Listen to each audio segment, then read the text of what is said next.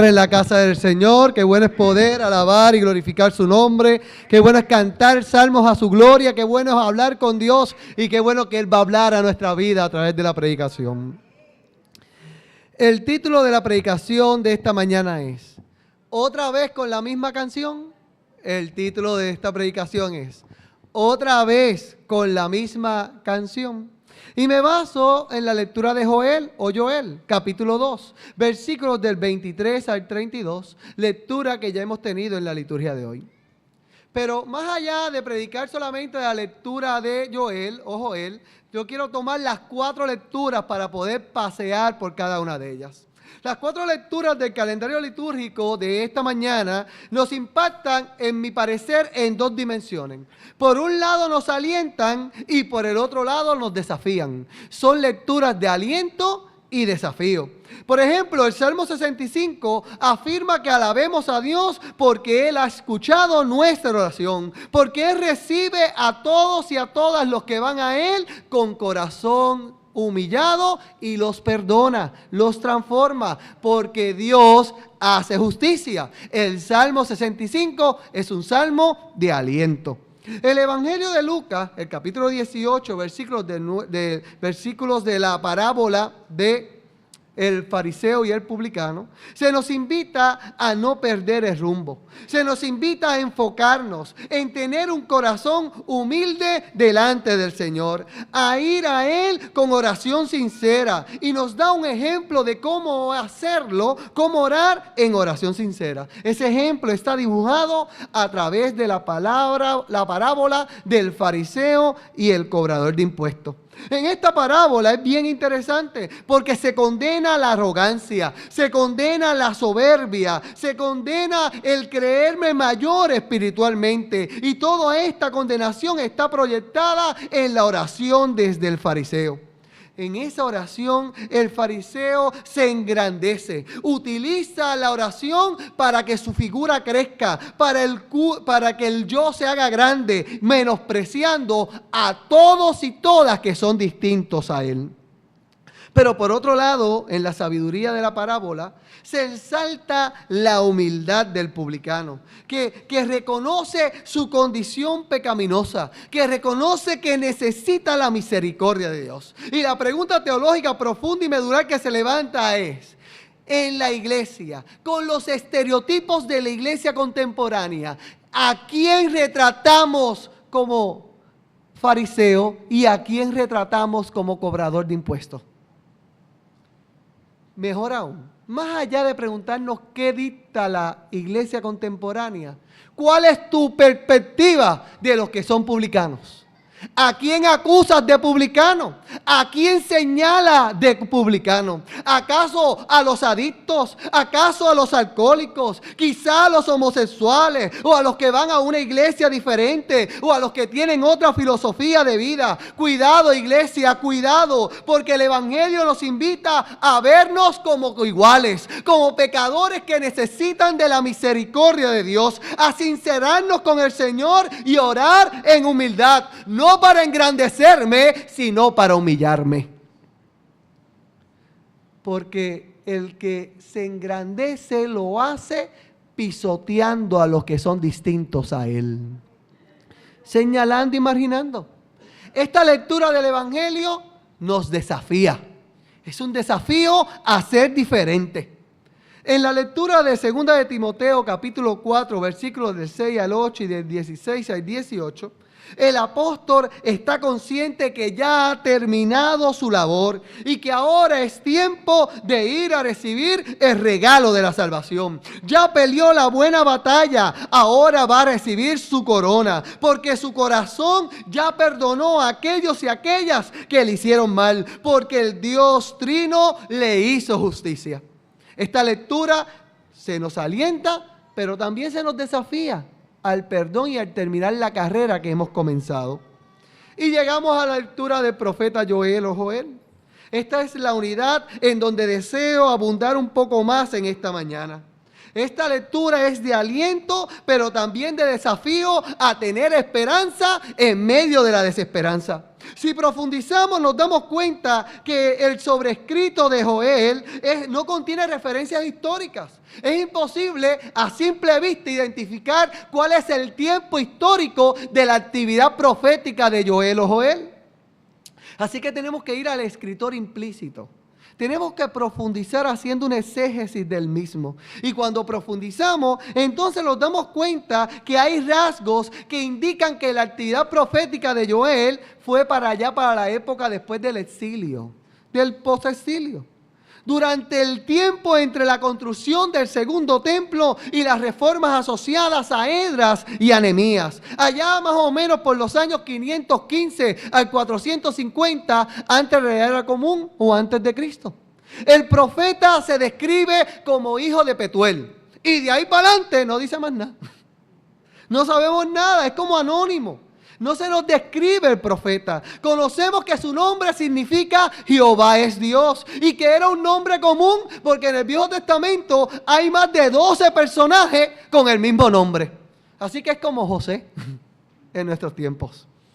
El profeta de Joel se desarrolla en medio de una plaga de langostas, donde el pueblo está en crisis, donde ha visto una devastación, se ha agravado esa devastación por la sequía. O sea, el pueblo está sin comida, el pueblo está en desesperanza, el pueblo no tiene con qué comer, no ha producido la tierra. Y entonces el profeta interpreta y el pueblo que dicha plaga de langostas y sequía es por el juicio de Dios. Eso es lo que ellos piensan. Y hace necesario que para que eso se elimine, el pueblo humille y rasgue sus corazones más allá de rasgar sus vestidos. O sea, que la transformación no viene de lo que proyecto, que la transformación no viene de lo que trato de que vean, no viene de la figura, sino que la transformación viene de lo que afirma nuestro corazón. En el libro de Joel nos está hablando de la humildad, nos está hablando de la entrega, nos está dando la misma canción que las otras lecturas anteriores. Analicemos nuestro texto. Primero se da un mandato para alegrarse, dirigido a los habitantes de Sión. Este gozo nace porque habrá fertilidad y protección divina. O sea, que se ha acabado la sequía, que las langostas se van a acabar. Es un llamado a la esperanza de que van a venir tiempos mejores. Luego el texto hace una promesa del don del Espíritu de Dios para todos aquellos que son fieles. Y ante esa promesa hay un anuncio de portentos y maravillas en la naturaleza antes del día del Señor. Y de ahí surge una promesa de salvación para los que llaman al Señor, para los que lo invocan, para los que son fieles. Interesante, iglesia. Visualicemos esta promesa como un todo en esta mañana. El Espíritu será derramado sobre todos los que permanecen fieles. Ese Espíritu que desciende del cielo como lluvia, que se da en abundancia sobre y para todos. Y es que, iglesia, cuando el Espíritu de Dios viene como lluvia, cuando viene ese Espíritu del Señor, nos moja a todos. Nadie se queda seco. Porque esa lluvia nos lleva a producir. Y en aquel contexto del libro de Joel, el profeta describe esa producción del Espíritu como sueños, visiones y profecías. Pero no estereotipa estas tres palabras. No estereotipa estos tres conceptos. Porque yo creo que hay que verlos más allá de los estereotipos que tenemos eclesiásticos. Por ejemplo, los sueños. Hay un dicho que dice, los sueños son. Y ese dicho se dice como para restarle importancia a eso. Pero yo creo que el sueño que habla esta lectura bíblica nos habla no de que me acosté y empecé a roncar y tuve un sueño o tuve una pesadilla. No se trata de eso. No se trata de adivinar el futuro. Yo creo que el sueño que está retratando es el sueño de la iglesia. Es el sueño que la iglesia tiene de las ansias de que se transforme el mundo. El sueño que tenemos de que los seres humanos se amen tal y como son. El sueño que tenemos que todos corran a los brazos del Señor. El sueño de la iglesia. Un sueño donde no hay diferencia.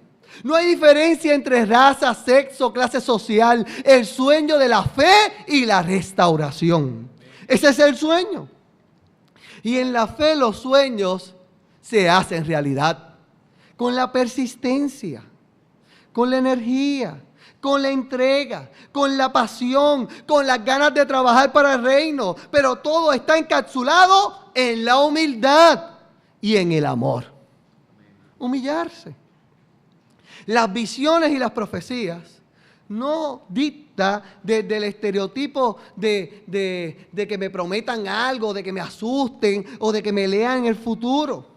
Las promesas de hacernos ricos o anunciar desastre, destrucción masiva, no son las profecías que habla aquí, ni de las visiones que habla aquí, sino en el contexto del desafío de la fe. Porque ¿qué es la profecía? El mensaje de Cristo. ¿Qué es la profecía? El mensaje de restauración, de transformación, el desafío de atrever a decir lo que otros no quieren decir. Esa es la profecía. En el contexto de la fe, esa profecía es el desafío del mensaje de Dios. Que nada tiene que ver con meteoros y desgracias, sino con el mensaje de servicio, de la invitación a pertenecer a un pueblo que cree en la bondad de Dios, que cree en esa bondad y la practica y la vive, cueste lo que cueste. Un pueblo que se atreve a ser profético diciendo que va a hacer la diferencia en el mundo. Un pueblo que dice que mientras otros odian, ellos aman. Un pueblo que dice que mientras otros pierden la esperanza, ellos siguen con la esperanza. Un pueblo que dice que el mundo dice derrota, pero ellos reclaman victoria. Esa es la profecía. La diferencia de hacer un mundo mejor, que requiere el desafío de ser valientes. De eso es que se está hablando, iglesia. Que nuestros sueños, visiones y profecías se hagan realidad trabajando para construir el reino de Dios y no asustando para invitar a la gente a escapar, sino a encontrarse con Cristo. La salvación nos lleva a anhelar en que otros y otras también la experimenten. Cuando uno siente la salvación, uno quiere que todo el mundo sienta lo que uno siente. Que todo el mundo se encuentre con la buena noticia de que Dios es real, de que Dios habita en medio de la alabanza. Hermanos y hermanas, cuando uno tiene esa ansia de que otros experimenten lo que uno siente, uno pide que los demás llamen al Señor, que llamen a Dios, que lo llamen con humildad, sabiendo que nosotros y nosotras no transformamos a la gente, pero que Dios sigue transformando al mundo. Así que llamamos al Señor para liberación y no para alimentar nuestra figura, ni proyectarnos más fuertes que nadie, sino que reconozco mi pecado para que la gracia me lleve a ejercitar el arrepentimiento y de ahí a la fe. Como el publicano, ¿se acuerdan del publicano del Evangelio? El publicano del Evangelio de Lucas. Su conciencia de fe lo lleva a la humillación y al arrepentimiento. La visión, el sueño y la profecía es el mensaje. Yo soy indigno, pero Dios me limpia. Yo soy impuro, pero la gracia santificadora me purifica. La conclusión de esta unidad literaria en el libro de Joel es que se revela que en medio de la adversidad hay tiempo para encontrarse con Dios. En medio de la desesperanza me puedo encontrar con mi Dios. Un Dios que merece nuestro salmo de alabanza porque está siempre en medio de su pueblo. Porque ha hecho cosas admirables y nadie se puede igualar a su grandeza. Pero esta iglesia, predicarlo es fácil, es cáscara de coco. El desafío es practicarlo y creerlo. Porque mire que tratamos de hacerlo, pero que no nos sale. Mire que tratamos de creer, pero nos sale más fácil no creer. Mira que tratamos de ser fieles y permanecer, pero nos sale más fácil correr e irnos huyendo. El desafío es permanecer. Pase lo que pase, no perder el ánimo. Pase lo que pase, seguir practicando la fe, seguir creyéndole a Dios. Pero el desaliento a veces grita más duro que la conciencia. Pero ¿sabe qué? No está solo en eso. no estás solo en esa situación. Hay otros que también han tenido la misma tentación. Hay otros que han tratado de seguir hacia adelante, pero van hacia atrás. Y si no me cree, viajemos por los libros bíblicos para que examine a un personaje en particular que estuvo en las manos del Señor y volvió atrás. ¿Quiere verlo en esta mañana? ¿Le interesa saber su historia? Mire, el que está allí escondidito. ¿Lo conoce, iglesia? ¿Lo identifica? El que está parado en las sombras para que nadie lo vea. Su nombre es Pedro. No cualquier Pedro, no es el de jueguito de Juan Pedro gratis tú. No, este es el apóstol Pedro. Este es Pedro el fundamento. Este es Pedro la roca. Este es Pedro donde todo empezó. Este es Pedro el apasionado. El que una vez caminó por las aguas. El mismo que predicará el mensaje del caballero de la cruz en muchos lugares y a muchas generaciones. Sus palabras irán de generación en generación. Vivirán por miles de años. Pero ahora ese Pedro está escondido, llorando. Está llorando. Está afligido, está vulnerable, está gimiendo, algo lo angustia. Mire cómo se aprieta el pecho en medio de las lágrimas. Parece que tiene un dolor profundo. Su dolor no es físico, su dolor es de conciencia. No sabe qué le duele más, haber negado a Jesús o haber jurado que nunca lo haría. Unas horas antes había prometido llegar hasta la cárcel o peor aún, hasta la muerte por el maestro, pero ahora se esconde, ahora está llorando, ahora está triste. Y Jesús se lo advirtió. Eso es lo malo cuando te advierten las cosas, porque uno piensa que después que uno mete las patas le van a decir, te lo dije papá, te lo dije mamá. ¿Verdad? Y uno como que no se atreve. Y Jesús le había advertido a Pedro. Le había dicho que antes de que el canto del gallo se diera, lo habría de negar no una, dos, no dos, sino 3 veces. 3 veces. Negar a Cristo la noche en que fue entregado era de por sí bastante malo. Pero peor aún era haberlo hecho 3 veces. Y aún peor era haberse jactado que nunca lo haría. Después que se las echó, se escocotó en el momento de la verdad. Negarlo es terrible, pero peor fue maldecirlo. Peor fue maldecir su nombre y para colmo de males, jurar en vano que no conocía al maestro. Y lo más que le dolía al pobre Pedro es que en cada ocasión Jesús lo escuchó. Jesús lo vio. Su amado Señor se dio cuenta y Él, el Señor, se lo había advertido. Y ahora en la tormenta del dolor, Pedro se esconde. Pedro empieza a llorar. Pedro llora y pronto volverá a la misma canción de su pasado, a la canción que antes hacía, a soltar las promesas del Señor y a volver al lago, a la vieja pesca. A pescar otra vez lo que hacía antes, a la vieja criatura. De donde Dios lo sacó, Él va a volver. Y la pregunta teológica profunda y medular que se levanta en esta mañana, iglesia, es ¿por qué Pedro fue a pescar? ¿Por qué volvió al lago? Parece que no leyó el profeta Joel. Parece que su vida no tenía esperanza. Porque él no fue a pescar por fe. Porque la promesa de la resurrección decía otra cosa. Según Mateo 28:16, él se iba a encontrar con el resucitado en Galilea, pero el resucitado se encontraría con él en la montaña, no en el lago. Lago, montaña, como que es distinto. Era en la montaña. Pero Pedro no está escalando la montaña. Pedro no tiene un equipo de escalar. Pedro está en el bote con las redes del pasado en sus manos. Y no va solo. Los que huyeron con él también están pescando. Todo el mundo volvió al pasado. Los que huyeron de la cruz dijeron presente en el lago. Todos entonaron la misma canción del fracaso, de la derrota.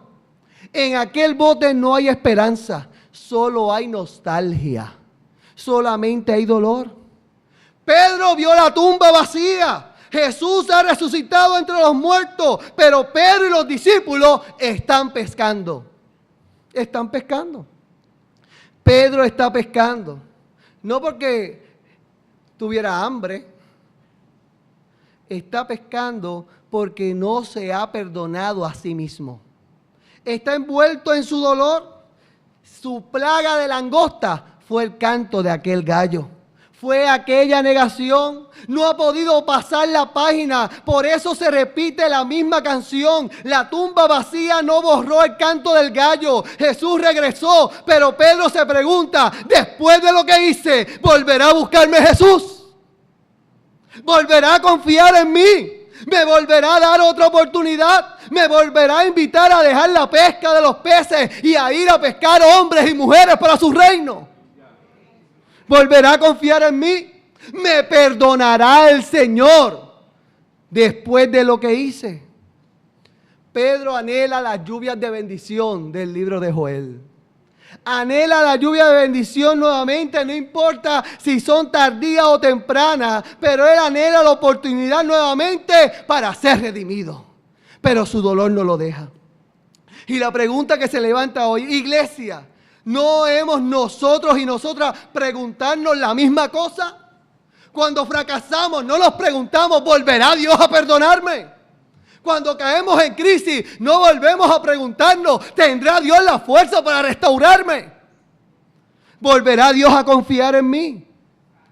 ¿Acaso no hemos escuchado esa misma canción en nuestros corazones? En nuestras mañanas de amargura, en la noche tenebrosa, en la tormenta. Hemos escuchado la canción del fracaso. ¿Acaso Pedro es el único que promete no hacer algo y a la primera oportunidad realiza lo que prometió jamás hacer? ¿Cuántas promesas le ha hecho al Señor? ¿Cuántos negocios turbios ha hecho con Dios? Porque Él cumple, pero tú no. ¿Cuántas promesas de fidelidad? ¿Cuántas promesas de cambio? ¿Cuántas promesas de permanecer? Te dices a ti mismo, no voy a mentir más. Y a la primera oportunidad, mientes para salvar tu pellejo. Y te vuelves esclavo de tu propia mentira. Te dice, de hoy en adelante pondré freno a mi lengua. Te dice, no más tratos oscuros. No volveré a la vieja criatura. No volveré atrás. Y hasta cantamos, ya he puesto la mano en el arado. Y caemos en la soberbia de creer que esto de no caer es cosa de nuestros apasionados. Es cosa de nuestras capacidades. Empezamos a orar como el fariseo. Levantamos en columna nuestra voz para la jactancia, para decir lo grande que somos y no lo pequeños que somos de verdad. Pero el quebranto llega cuando viene la vergüenza de haber caído otra vez. No empecé a mis palabras. Otra vez me escocoté. Otra vez me caí. Y cuando me veo en el piso de nuevo, cuando se dio la oportunidad de refrenar mi lengua, me doy cuenta que estoy fomentando el rumor. En vez de apegarme a la verdad, me escudo en otra mentira. Y oímos la misma canción. Volví otra vez para atrás. Me sedujo, me caí y no tengo esperanza. Cantamos aquella ranchera mexicana que dice, tropecé de nuevo. Esa se la saben. Y hacemos iglesia como Pedro. Igual que Pedro, nos escondemos en la sombra para llorar nuestra angustia del pasado. Y lloramos como Pedro lloró. Y volvemos a la vieja pesca. Volvemos a nuestra vida antigua. Volvemos a nuestras prácticas de antes de conocer el Evangelio liberador. Y hacemos lo que viene en forma natural en vez de hacer lo que viene en forma del Espíritu. Y esto nos hace dudar que el caballero de la cruz tendrá misericordia otra vez de nosotros. Nos hace dudar porque proyectamos nuestros estereotipos a Dios. Como yo no tengo misericordia, pienso que Dios tampoco tiene. Porque estoy endiosándome en figura como el fariseo. Porque me creo grande y los demás chiquitos. Se nos olvida, iglesia, se nos olvida la promesa del Salmo 65, de que Dios escucha nuestra oración sincera y nos hace justicia. Preferimos olvidar el Salmo y actuar como Pedro. Volvemos al pasado, a la vieja pesca. Y la pregunta teológica profunda y medular es, iglesia, ¿sabe lo que hizo Jesús con Pedro? ¿Sabe lo que hace Jesús con los que vuelven a su pasado? ¿Sabe lo que hace Jesús con los que lloran? A lo mejor, si te pasas viendo los evangelistas televisivos y viendo enlace y todo eso, a lo mejor piensas que Pedro dio un paso de fe. Dio un paso de fe grande y el Señor calmó sus lágrimas y Pedro hizo un nuevo negocio de pesca. Y que ahora con el toque del Señor, en vez de ganarse 1,000 pesos al mes, se gana 10,000. Eso no fue. No se contó como moneda la transformación de Dios. A lo mejor piensa que le hicieron una profecía y que ahora la yola de madera será de oro y que las redes se convertirán en plata. Tampoco pasó eso. Jesús no hizo nada de eso. Jesús no lo declaró rey, no lo declaró príncipe, no lo declaró en un nivel superior, no se abrió el cielo, no pasó fanfarria, no pasó nada de eso. ¿Sabe lo que Jesús hizo? Que si sabe, le interesa. Jesús lo invitó a desayunar. A desayunar. A desayunar en Burger King una oferta de 3 pesos. A desayunar. Pero es algo mejor que desayunar. Jesús lo invitó a desayunar y Jesús es el que está preparando el desayuno. Jesús es el que está cocinando. Un desayuno, pero no un desayuno cualquiera. Como dice la lectura de Joel, aquel desayuno fue lluvia de Dios en el momento oportuno. ¿Y sabe qué, iglesia? ¿Sabe qué? Después de la lluvia viene la cosecha. Y si no me cree, si lo duda, fíjese en Pedro. Nadie podía haber estado más agradecido que Pedro. El que había negado a Jesús, ahora desayuna con Jesús. El que lo maldijo, ahora come de la mano de Dios. Pedro fue invitado a la comida de Cristo. Como diría el salmista en el Salmo 23. ¿Se acuerda del Salmo 23? Aquella parte que dice, preparó mesa en presencia de sus angustiadores. Jesús hace lo mismo que el buen pastor en el Salmo 23. Jesús hace lo mismo que el buen pastor hace con sus ovejas. Porque que Jesús es el buen pastor y Pedro, ¿qué es? Una simple oveja. Una oveja más. Y el pastor cuida y alimenta a sus ovejas. En aquel contexto de pastoreo, en aquel contexto, el pastor, después de haber guiado el rebaño a través del valle, caminaba hacia las empinadas tierras en busca de buenos pastos. Y no solamente el pastor busca buenos pastos, sino que tiene que prepararlos. El buen pastor prepara la mesa para sus ovejas. ¿Sí? Tiene que preparar los pastos, tiene que cuidar a sus ovejas, tiene que sacar la mala hierba, tiene que encontrar y sacar los obstáculos, tiene que buscar suficiente agua. Además tiene que estar pendiente que no hayan lobos, ni coyote, ni algún animal que quiera tomar a las ovejas de cena. Tiene que prepararlo. Pero en especial, el buen pastor busca que no haya una culebra específicamente. Una culebra que es de color marrón y bien pequeñita. Pero no se engañe con el tamaño de esta pequeña culebra, porque puede ser letal para las ovejas. La culebra vive debajo de la tierra. Y cuando la oveja se inclina para comer los pastos, la culebra salta de su guarida y le muerde la nariz. Le muerde la nariz.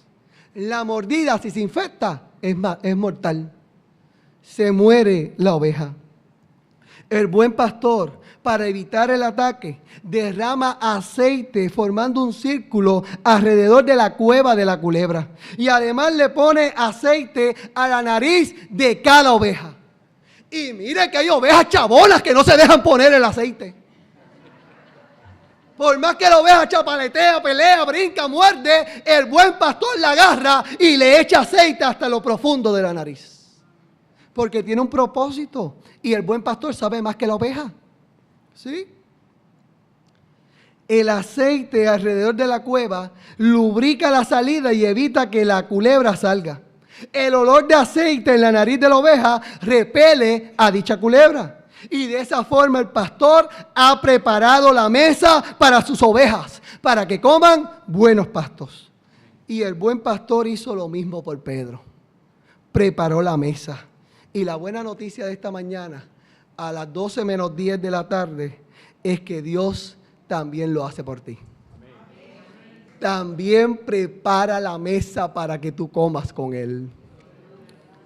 Lo que es aún mejor, iglesia, el Señor, en medio de nuestro fracaso, Él nos prepara la mesa para comer con nosotros y nosotras. Para cenar con nosotros, y a lo mejor usted lo duda porque la teología de la pureza te señala como indigno, porque los puristas gritan más que el pastor y te dicen que eres el más pecador y condicionan tu ir a la mesa del Señor por tu grandeza como los fariseos. Y cuando hacemos eso, empequeñecemos la gracia de Dios, empequeñecemos su amor, empequeñecemos su verdad. Olvídese de las emisoras radiales y enfóquese en la palabra de Cristo. Enfóquese en el Señor, en el Dios de la esperanza, en el Dios del amor, en el Dios que toma a aquellos que los maldicen y los transforma en creyentes que predican su palabra. Como a Pedro, como le pasó a Pedro.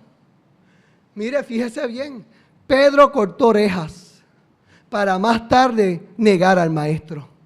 No se conformó con esto, también lo maldijo. Y antes de todo esto mintió, porque prometió jamás hacerlo. Pero no empecé a todo esto. Jesús le preparó la mesa y desayunó con él. ¿Lo puede entender, iglesia? ¿Lo comprende? Ese es el amor del buen pastor. Ese es su amor. Más grande que el suyo, más grande del mío, más grande que el de la iglesia. Es el amor perfecto de Dios. Su amor. Amor que no entiende el fariseo que ora. Amor que no entienden los puristas. Pero amor que hizo que el salmista alabara a Dios. Y que Pedro afirmara que había peleado la buena batalla. El que el apóstol Pablo hubiera dicho que ahora se terminó la crisis y viene la corona después de predicar el evangelio a los gentiles. Jesús prepara la mesa. Y lo hizo en el aposento alto también, ¿se acuerda? Lo hizo en el aposento alto en la primera Eucaristía. Y lo hizo en la orilla del lago. Y la buena noticia es que lo está haciendo hoy. Hoy el Señor está preparando la mesa, no para Pedro, no para Pablo, no para los discípulos. La está preparando con un nombre. Y es tu nombre el que está en la mesa del Señor. Tu nombre, iglesia. Pero usted lo puede entender.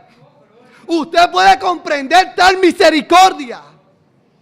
El Señor te llama a comer con Él. El Dios Todopoderoso.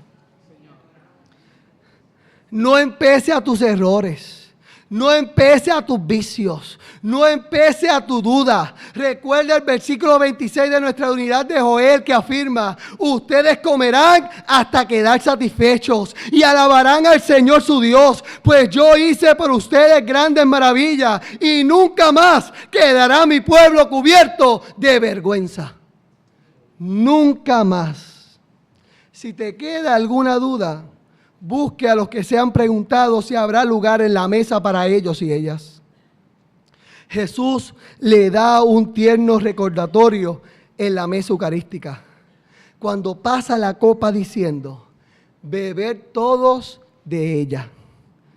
Beber de ella todos y todas, porque esta es mi sangre, sangre del nuevo pacto, que por mucho es derramada para remisión de los pecados. Me encanta la palabra todos y todas, porque es una palabra que dicta una mesa inclusiva. No hay exclusión. Es para todos y para todas.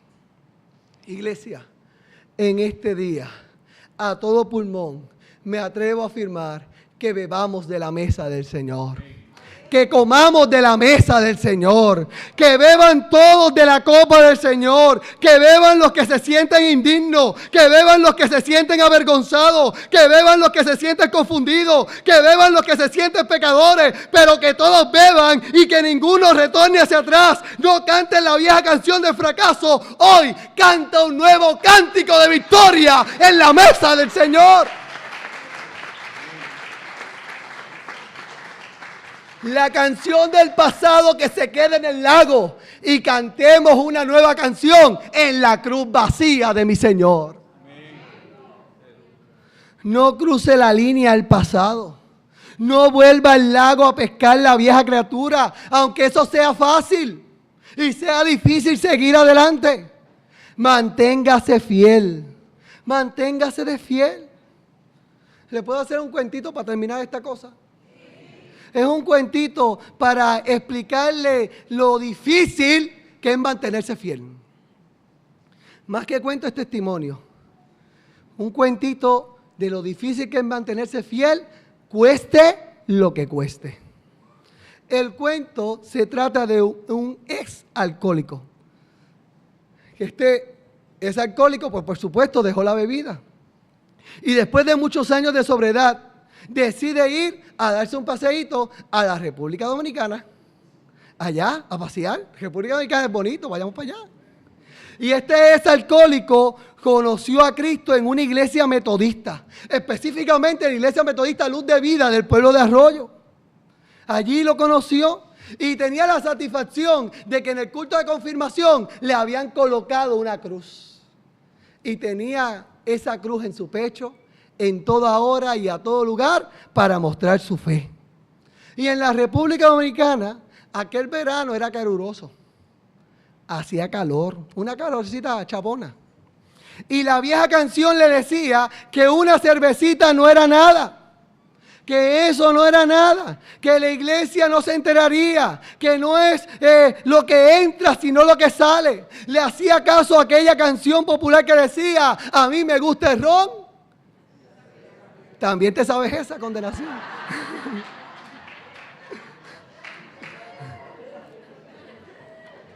Así que el ex alcohólico se encontró en esa lucha de que tengo la garganta seca, de que nadie me ve, o en esa lucha de permanecer fiel. Y se convenció a sí mismo que una cervecita un día de calor en un lugar lejano no era nada, eso no es nada. Así que se dirigió a la barra y pidió una cerveza Presidente, porque esas son las buenas, una Presidente. Y el tabernero se fijó en el cuello del exalcohólico y le preguntó, ¿usted es cristiano? El exalcohólico, un poco confundido, dijo que sí. Y el tabernero respondió, ¿y siendo usted cristiano, me pide una cerveza a mí? Lo que hace una cruz de confirmación. Y el exalcohólico no se quedó dado y refutó, ¿usted es cristiano? Y el tabernero, bajando la cabeza, contestó, sí. Y el exalcohólico entonces preguntó, ¿y siendo tú cristiano, me vendes una cerveza a mí? El tabernero, en un acto de humillación, miró a los ojos al exalcohólico y le dijo, usted tiene razón. Estoy orando para conseguir otro empleo, pero en este momento solo he encontrado este. No tengo otro recurso para sostener mi familia. No he tenido otra alternativa.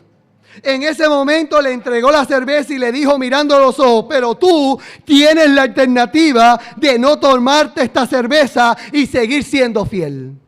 Tú escoges. El exalcohólico agarró la cerveza de mala gana y dijo, hermano, yo sé cuáles son mis límites. Y se fue.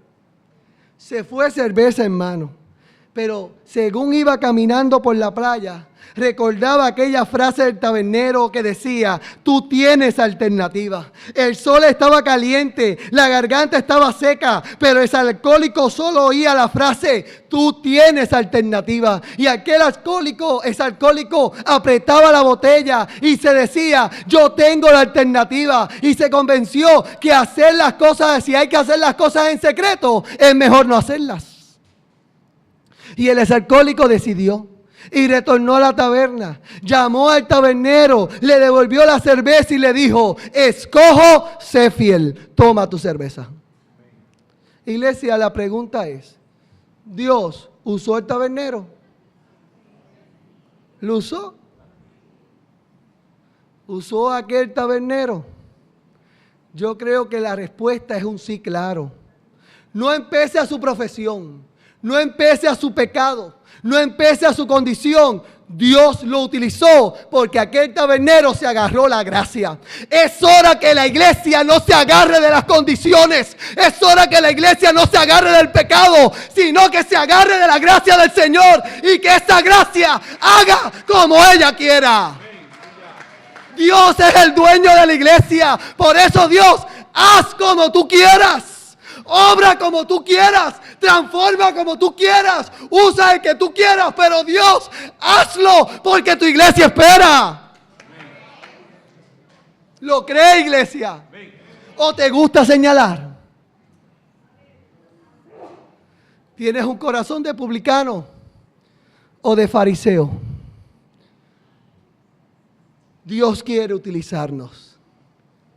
Dios quiere utilizar su iglesia para llevar esperanza, no importando nuestra condición ni nuestra situación.